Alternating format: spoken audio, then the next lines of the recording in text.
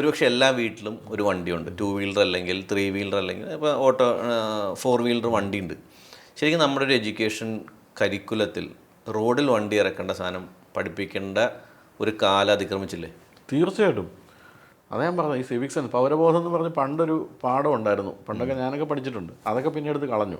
പൗരബോധത്തിലെ ഏറ്റവും പ്രധാനപ്പെട്ട സാധനമാണ് ഈ റോഡിലുള്ള പൗരബോധം എന്ന് പറയുന്നത്. എല്ലാ തരത്തിലും പൗരബോധം. ഇപ്പം ഒരു മൂത്ത ഒരാളെ കണ്ടാൽ എങ്ങനെ നമ്മൾ ബഹുമാനിക്കണം എന്ന് പറയുന്ന തൊട്ട് ഒരു വണ്ടി റോഡിൽ എങ്ങനെ നമ്മൾ വണ്ടിയിൽ പെരുമാറണം എന്നുള്ള വരെകളെല്ലാം ഈ സിവിക് സെൻസ് വരുന്നതാണ്.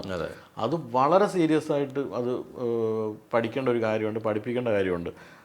പോട്ടെ, അവിടെ പഠിപ്പിച്ചില്ലെങ്കിലും ഈവൻ ലൈസൻസ് വരുമ്പം പഠിപ്പിക്കണ്ടേ? അതും ഇല്ലല്ലോ. പണ്ടത്തെ പോലെ എളുപ്പത്തിൽ കിട്ടില്ല എന്നേ ഉള്ളൂ. കാശ് കൊടുത്താൽ കിട്ടുന്ന ഒരു പരിപാടി ഇപ്പോൾ ഇല്ലെന്ന് മാത്രമേ ഉള്ളൂ. ഈ റോഡിലേക്ക് പഠിച്ചിറങ്ങുന്നവർക്ക് ഒരു സെൻസ് ഇല്ലാതെയാണ് ഇവർ ഈ ലൈസൻസുമായിട്ട് ഇറങ്ങുന്നത്. വണ്ടി ഓടിക്കാൻ അറിയാം എന്നല്ലേ ഉള്ളൂ, അതല്ലല്ലോ പ്രധാനമായിട്ടുള്ളത്. അപ്പോൾ അത്തരം വലിയ ഒരു കരിക്കുലത്തിൽ അത് വരേണ്ട ഒരു വലിയ സംഭവം ഉണ്ട്.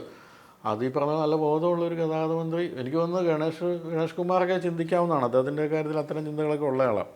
അപ്പം നമ്മളിടയ്ക്ക് വല്ലപ്പോഴൊക്കെ സംസാരിക്കാറുണ്ട് ഈ ട്രാഫിക് കാര്യങ്ങളെപ്പറ്റി. അപ്പോൾ അദ്ദേഹത്തിൻ്റെ ഈ വിഷൻ എനിക്ക് തോന്നാറുണ്ട്.